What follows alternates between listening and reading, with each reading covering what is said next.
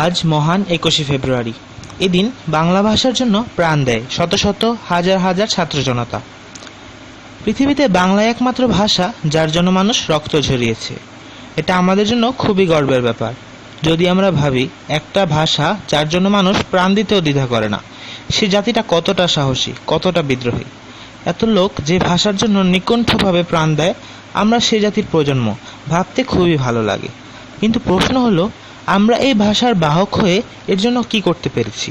উত্তরটা হলো না, পারিনি কিছুই। যারা বুকে রক্ত দিল, সবচেয়ে মূল্যবান প্রাণটাও দিল, তারা কি বাংলার আজকের রূপ দেখতে চেয়েছিলেন? তারা চেয়েছিলেন বাংলা ভাষার প্রসিদ্ধ ব্যবহার, যথার্থ মর্যাদা।